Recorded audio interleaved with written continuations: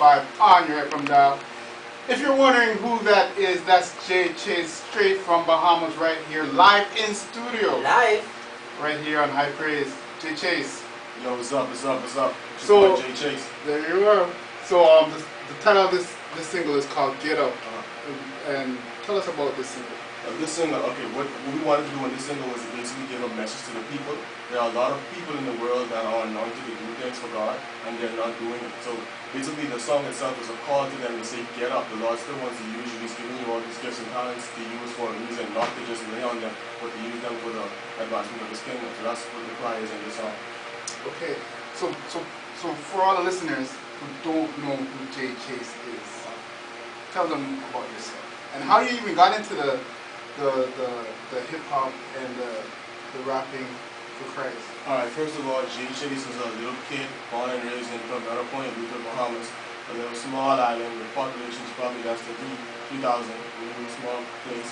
I always liked music, always liked rap music, so I'd say I just got into it because I liked it. At first I wasn't always a gospel artist, I just liked to write, and I normally wrote about whatever was going on in my life at the time, be it relationships, school, sports, because that's what I was into at the time. How I got into the gospel industry is actually a very, very interesting story. I actually went to a Shekinah Glory concert. Okay. And the first time I ever heard the voice of the Lord speak to me, He said, I want to change your lyrics. And He said, I want you to burn up all those books that you have, all those books that I was writing from grade 9, from 7, grade 8. And He said, I want you to take those books and I want you to burn them up. I said, what, Lord, all that work? He said, yes, burn them up. So I did it, and from there I was writing for the Lord. Okay.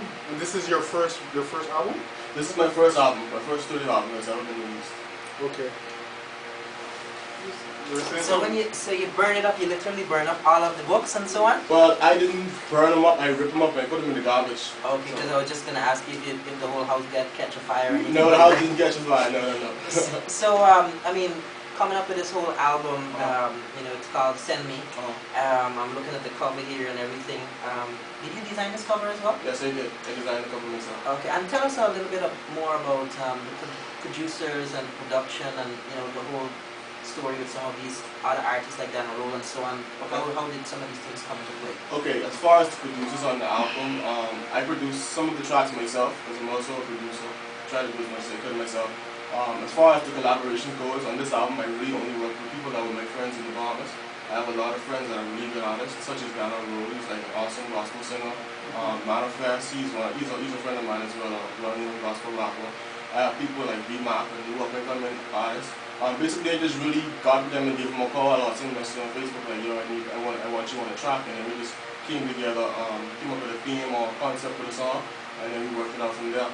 As far as the production goes, I worked with this really, really awesome producer. He's a gospel producer. He's a gospel artist in his own right. He's called Jinx. He does a lot of good, really, really good production. I have a producer from Sacramento, I think. His name is Beethoven. He's a gospel artist as well. So all my producers really are gospel artists in their own right, and they make beats for gospel artists. So that's really what happened with the production of the album. And in regards to influence, like who are some of your influence, whether it's, you know, non-Christians or Christians? Well, basically, I try my best to only listen to gospel music at this point. So a lot of my influences are other gospel artists. I like gospel art. I love music in general, so I don't only listen to rap music. I love artists such as Shekinah Glory, I listen to a lot of Manifest, a lot of Chry, a lot of Flame. Basically any genre of gospel rap music. I like gospel rock music. Like I think it's Casting Crowns and all those kind of people. I just love gospel music on the whole. So when you listen to the album, you will see like it got a lot of different styles. Even if the first single Get Up, you would hear a kind of rock influence with the rock guitars and all that kind of stuff. So that's what happens. I just love all kind of music. So how long did it take you to put together this album, and what are some of the challenges, if there were any? Okay, well this album, it took, well that's another interesting story regarding how the album came about. This album took me about 2 years to write, the reason being, and I thought I was done with it, and I was all happy and excited, and a friend of mine took me to church that same night, and I was so excited because I just finished writing all the songs. I said, all I got to do now is go in the studio. And I went to church and we were worshiping, and I said, Lord, thank you so much for allowing me to be able to finish this album and give me all these songs.